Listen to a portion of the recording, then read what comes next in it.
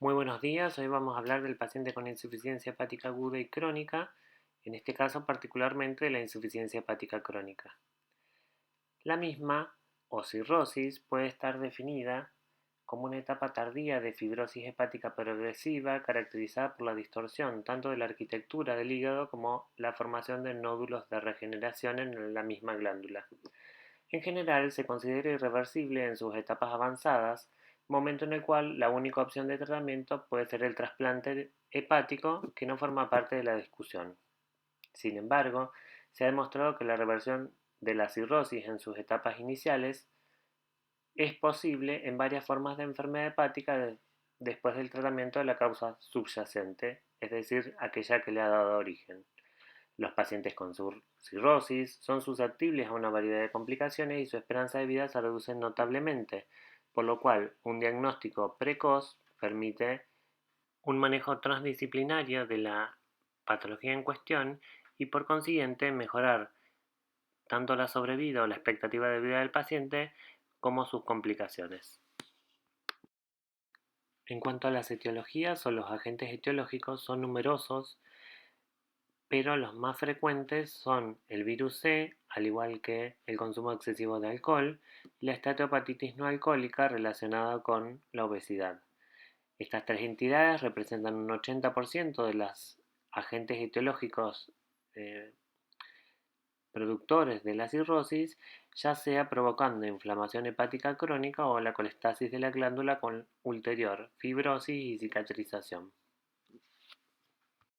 Ahora bien, uno puede extender este número de patologías a múltiples agentes etiológicos que pueden generar este estadio cirrótico de la enfermedad. Dentro de ellas, por supuesto, van a estar el virus C, la esteatohepatitis no alcohólica y la enfermedad hepática asociada al alcohol, pero se le adicionan, sobre todo en los países desarrollados, la hepatopatía crónica por virus B. Recordar que un 10 o un 20% de la población con enfermedad aguda evoluciona a la crónica, mientras que el 80%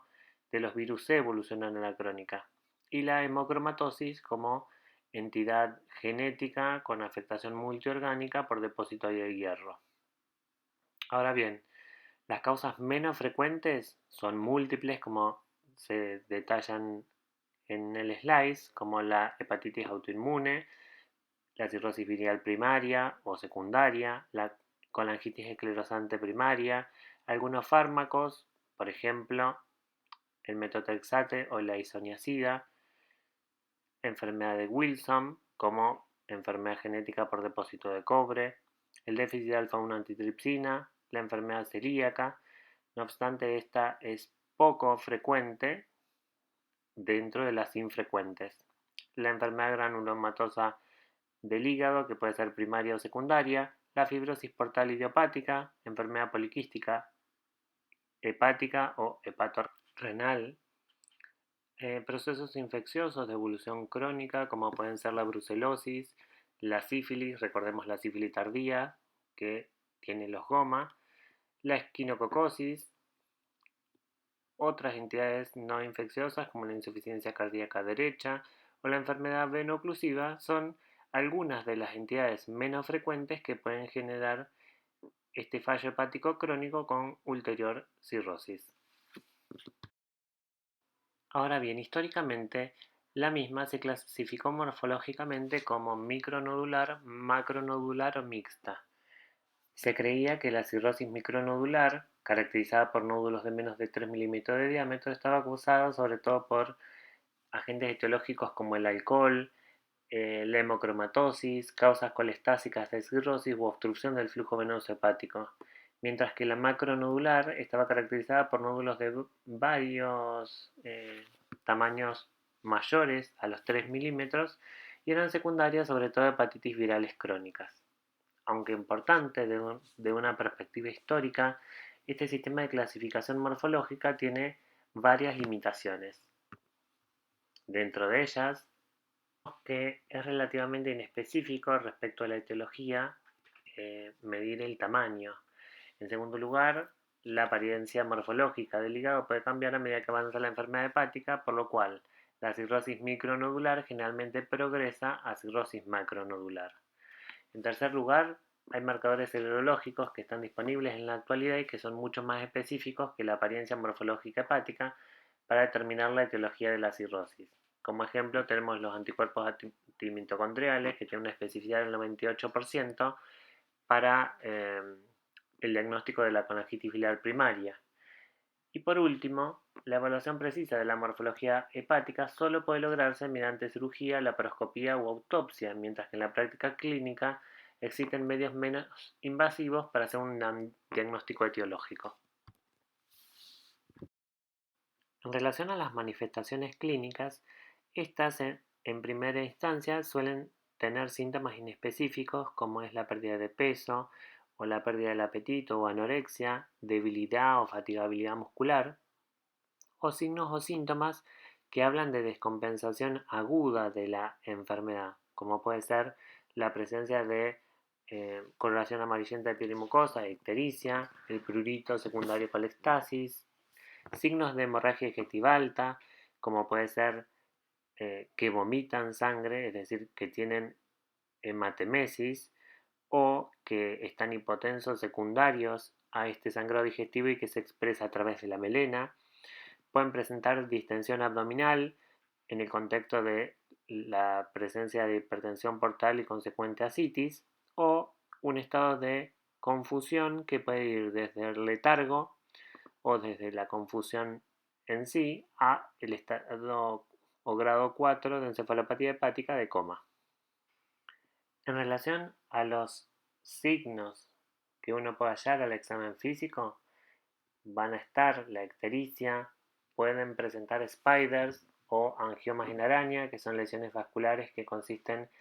en una arteriola central rodeada por muchos vasos más pequeños, que se encuentran con mayor frecuencia a nivel de tronco, cara y extremidades superiores, y que también tienen un mayor riesgo aquellos pacientes que la presentan, sobre todo cuanto más cuantiosa es el número de spider que tienen, mayor riesgo de hemorragia digestiva, por lo cual sería digamos, un predictor de la misma, y además en relación a la causa sería podría ser secundario a cambios hormonales que genera la falla hepática per se. Por su parte, la citis va a expresarse a través de líquido libre intraabdominal, con la consecuencia o consecuente distensión abdominal, con la onda cítica que pueden presentar los pacientes, con la matidez con concavidad superior, la cual puede ser desplazable salvo esté tabicada por algún proceso previo, y bueno, expresa la hipertensión portal secundaria al fallo hepático crónico. Otro de los hallazgos que uno puede tener en cuenta va a ser el eritema palmar, que se cree que está causado por una alteración en el metabolismo de las hormonas sexuales, no es específico de la enfermedad hepática y se puede observar en asociación, por ejemplo, con enfermedades del colágeno como la artritis reumatoidea u otras causas como el embarazo en sí, el hipertiroidismo, enfermedades oncológicas o malignas de la estirpe hematológica. En relación a la ictericia o flapping, que es el movimiento de aleteo bilateral pero asincrónico de las manos extendidas y dorsiflexionadas, es una característica que suelen tener los pacientes con encefalopatía hepática y también se puede observar en otras entidades como la encefalopatía urémica o la insuficiencia cardíaca grave. Ya más sesgado en cuanto a la exploración física, uno, sobre todo si el evento cirrótico ha sido desencadenado por un consumo excesivo de alcohol, podemos evaluar en el paciente agrandamiento de la glándula parótida, que es típico del paciente etilista y probablemente se deba al alcohol, no a la cirrosis per se. El agrandamiento suele ser secundario, infiltración grasa, fibrosis y edema, más que una glándula hiperfuncionante. Por último, pero no de menos valor, deberemos tener en cuenta la disminución de la presión arterial que suelen presentar algunos pacientes cuando avanza la enfermedad o estadio cirrótico. Esto sí es fundamental e importante, puesto que algunos pacientes hipertensos pueden volverse normotensos o hipotensos y la disminución de la presión arterial media contribuirá al desarrollo de un síndrome hepatorrenal, es decir, la asociación con esta falla hepática desencadenar una falla renal con una mortalidad, dependiendo de qué tipo de síndrome hepatorrenal sea, de hasta un 50%. Como consecuencia, es un predictor de supervivencia significativo. En cuanto a las anormalidades del laboratorio, bueno, sabemos que la bilirrubina es un marcador también pronóstico que se utiliza en el score de Chailey-Pugh, que también vamos a tener enzimas hepáticas aumentadas y que la fosfatasa alcalina puede estar elevada habitualmente no más de 2 o 3 veces el límite superior normal. No obstante, cuando esta se encuentra más aumentada, en realidad uno debería descartar como enfermedad hepática colestática subyacente, dentro de las cuales la colangitis esclerosante primaria o la cirrosis biliar primaria serán diagnósticos diferenciales a tener en cuenta. En relación al tiempo de protrombina, las mayorías de la proteína que está involucrada en el proceso de coagulación se sintetiza en el hígado. Por consiguiente, el tiempo de protrombina refleja el grado de disfunción sintética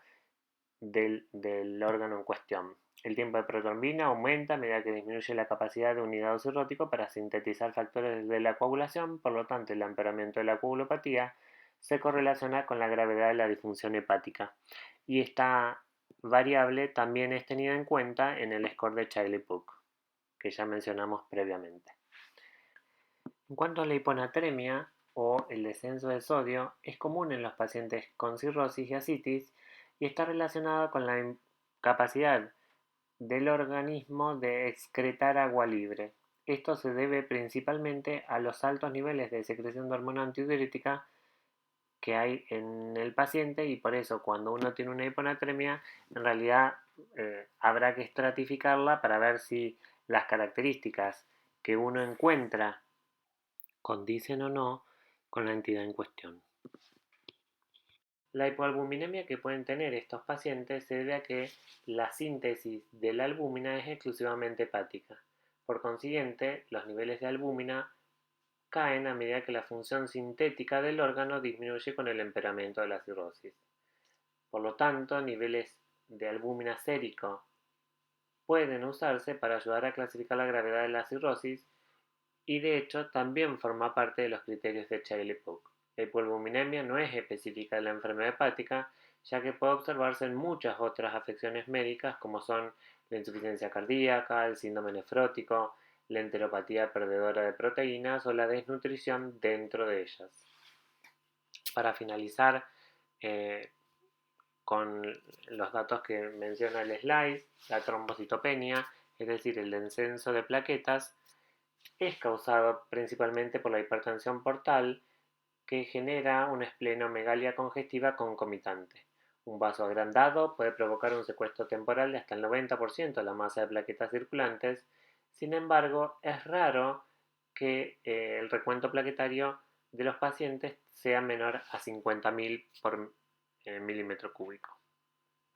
Además de la deficiencia de proteínas coagulantes, los pacientes pueden desarrollar otras enfermedades de tipo coagulación intravascular diseminada, fibrinólisis, déficit de vitamina K y difibronogenemias, por lo cual pueden contribuir como otras entidades a generar sangrado en el paciente. En relación a los síntomas, estos van a depender dependiendo de la cirrosis que se encuentre compensada o descompensada. Es así como los síntomas en el paciente compensado pueden estar ausentes o pueden informar síntomas inespecíficos como lo ya mencionado, anorexia, pérdida de peso, debilidad o fatiga muscular, mientras que aquellos descompensados pueden presentar también todos los síntomas que ya hablamos: ictericia, prurito, hemorragia digestiva como hematemesis, melena o hematoquesia, distensión abdominal por ascitis o confusión por encefalopatía hepática. Los pacientes con cirrosis pueden experimentar calambres musculares que pueden ser graves. La causa no se conoce, aunque puede estar relacionada con una reducción de volumen plasmático circulante efectivo. En relación a las mujeres, suelen tener anovulación crónica y esto se debería a variaciones en los niveles de testosterona, estradiol, prolactina o hormona luteinizante en comparación con pacientes sin cirrosis. Los hombres con cirrosis, mientras tanto, pueden desarrollar hipogonadismo que se manifiesta por impotencia sexual, infertilidad, pérdida del impulso sexual o atrofia testicular. Por su parte, los pacientes con cirrosis también pueden presentar una amplia gama de signos y síntomas que reflejan el papel fundamental que tiene el hígado en la homeostasis de muchas funciones corporales diferentes, por lo cual pueden tener características relacionadas con la causa subyacente de la cirrosis, por ejemplo, crioglobulinemia en el caso de los pacientes con virus C, diabetes o artropatía en pacientes con hemocromatosis, o en enfermedades autoinmunes extrahepáticas como anemia hemolítica o tiroiditis en pacientes con hepatitis autoinmune. Ahora bien, en cuanto a otros exámenes complementarios nos referimos a las imágenes, tenemos que tener en cuenta la ecografía abdominal como estudio de primera elección, seguido de una tomografía computada o una resonancia magnética que puede sugerir la presencia de cirrosis. Los hallazgos pueden incluir desde un hígado disminuido de tamaño, irregular y multinodular. Por su parte, los estudios de imágenes también pueden mostrar evidencia de varices esofágicas, sobre todo, o del techo gástrico o ascitis en pacientes con hipertensión portal. En cuanto a las varices, es más de estudios de alta complejidad, como es la tomografía o la resonancia, con contraste, mientras que la ascitis puede ser valorada por la ecografía como estudio de baja complejidad y mayor accesibilidad. Ahora bien, ¿cómo realizamos el diagnóstico? Bueno, como dice el slide, generalmente no es necesario realizar un estudio invasivo como la biopsia hepática, siempre y cuando los datos clínicos, la anamnesis, el examen físico, el laboratorio y los exámenes de imágenes, que pueden partir desde la ecografía, sugieran fuertemente la presencia de cirrosis y una entidad nosológica o etiológica que le ha dado origen. Y los resultados no alterarían el manejo del paciente. Ahora bien, como conclusión, o en síntesis tanto de la falla hepática aguda como crónica, tenemos que la insuficiencia hepática aguda es aquella demostrada por anomalías tanto de las pruebas hepáticas como encefalopatía hepática y un tiempo de protrombina mayor a 1,5 en un paciente sin cirrosis ni enfermedad hepática preexistente, mientras que la falla hepática crónica o cirrosis es el estadio final y fibrótico de la glándula y que las diferencia una de otra el tiempo menor o mayor a 6 meses. Ambas son entidades que son frecuentes, que comparten agentes etiológicos, que comparten manifestaciones clínicas y los exámenes complementarios suelen ser los mismos, más allá que las complicaciones o los eventos iniciales que le dan origen al estudio sean diferentes. En algunos casos, tanto con la anamnesis como el examen físico, la clínica y el laboratorio, uno tendrá el diagnóstico, mientras que en otros casos uno deberá hacer un estudio dirigido como es la biopsia hepática, que puede ser por punción o transyugular, utilizando un catéter intravascular. Se diferencian, como dijimos previamente, en cuanto al tiempo de evolución y cuanto más precoz el diagnóstico, más probabilidad de evitar complicaciones y disminuir la mortalidad. Por eso su importancia. Espero que les haya sido útil y cualquier duda se pueden contactar a través de la cátedra. Y aquí ven algo de la bibliografía recomendada, como es el libro Álvarez Argente o Argente Álvarez y algunos artículos del Lab Today.